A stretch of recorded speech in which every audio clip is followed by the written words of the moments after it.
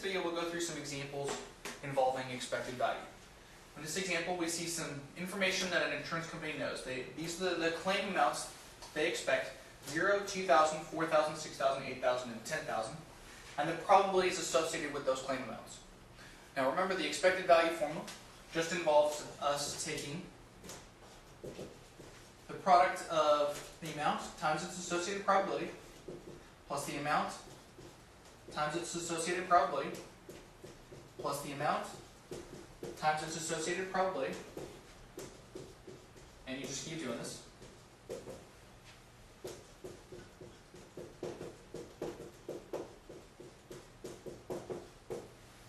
And then add those up. Which would be much better if I actually brought a calculator. Hold on just a second. Got my calculator now. Multiplying this out and adding it up, that is doing this product in sum. I get the expected value is $1,100, $1,100. Now let's talk about that. If I look at these outcomes, and these aren't real data, I just made this up, but this is kind of what goes on in real life with insurance. What this 0.7 means is that 70% of the people here in this age group had no accidents, had no claims. Let me rephrase that. They had no claims. They didn't call their insurance company about anything. In theory, they might have had an accident, but they didn't call. So they cost the insurance company nothing. 15% of them cost the insurance company $2,000.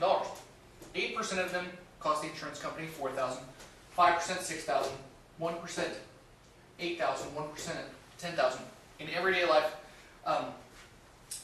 this is not really the big deal because some people cost you, the insurance company, $500,000 or $1 million, and that's where those are very unlikely circumstances. But that's what these numbers would get to in the real world. But this is kind of the idea. On average, if the insurance company had a large number of clients whose driving record gave them claim amounts like this, this is the expected value of all those claims. So for instance, if they had 100 clients, 100 times this expected value would be 110,000. They would expect to have to pay out 110,000. Or if they had 1,000, they'd expect to pay $1.11 million. So this is how this expected value works for the insurance company.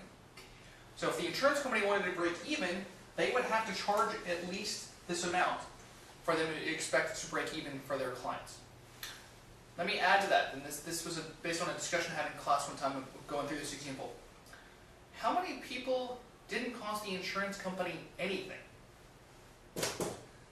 0.7 was the probability. 70% of the people cost nothing. But they're going to have to pay the same $1,100 because that's what it works out overall in the long run for this insurance product. And let me say something else. If the insurance company charged $1,000 instead, well, what this is going to mean is that for 100 clients, they're going to have to pay out $110,000. Well, they're only going to bring in $100,000. What's going to happen with this is that the insurance company would go bankrupt. If they charge less than they are actually going to need to afford, then the insurance is actually worth nothing because the insurance company won't be able to pay the claims that they actually had. So for insurance to work, they actually need to charge more than the expected value for the claims that they have. It's actually worse if that's not the case. And in this country, we've had a large number of insurance companies go bankrupt, especially with some hurricanes in the mid-90s. That the insurance companies were not charging enough. For insurance to work, they have to cover their claim amounts. Example 2 says, a box contains 6 tickets, each from 0 to 5. And each of the 6 tickets is as likely to be selected as any others. A player who bets $1 on a given number wins $5 and gets the bet back if he draws his chosen number, and otherwise the $1 bet is lost. Let's find the expected value of the game. Alright. Whenever we're doing an expected value problem, you need to first start by making a probability distribution chart. In our previous example, that was given to us. But this is always going to be your first step if you don't have it already. In this instance, we see 2 different things that can happen. And I'm going to physically write these down when I do this. The person can, win, or the person can lose. And that's it. This helps me a lot in seeing what's going on in the problem. If the person wins, what do they win? So that's going to be the associated number. If they lose, what do they lose? All right. So if they win, what happens here? A player who bets $1 on a given number wins $5 and gets the bet back. So what's happening is, the person takes $1 out, puts it on the table. They have $1 down there. They pick a number out. It's their winning number. They're all happy. Woohoo! All right. They won. What do they get back? Well, they get their $1 bet back, and they get $5 back. So now, what do they have? They have $6. What did they win? $5. They started with $1, and now they have $6. They won $5. Be careful in how you read these questions. There's going to be different ways they're phrased, and there's going to be different things. But here, what the player wins is $5. If they lose, they put their $1 down, they draw their ticket, they no longer have their $1 if it's the losing ticket. They lost $1. We're going to call it a -1 as our value, and you certainly can't have negatives here. Probabilities associated with winning. There's 6 tickets, one of them is the winner. Probability of winning is 1/6. Probability of losing, 5 losing tickets, there's 6 tickets total. Alternatively, you should recognize that these have to add up to 1. All of these probabilities here have to add up to 1. So we can figure out this by taking 1 minus 1/6 as well. Either way. The expected value for this game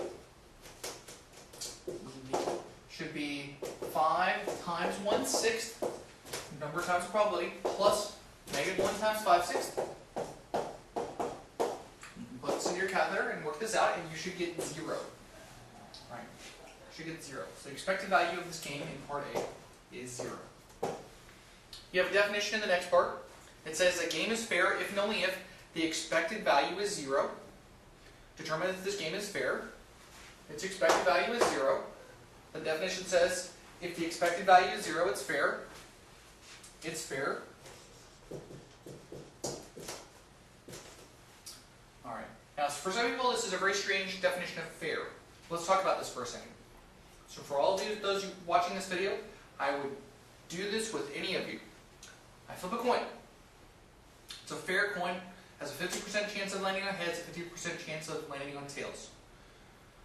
Let's say we flip the coin. If I get heads, I win, and tails, you lose. I'll play this game with any of you. If it comes up on heads, you pay me $10,000. If it comes up on tails, I'll pay you $1. Just because those probabilities were 50-50 does not make it fair.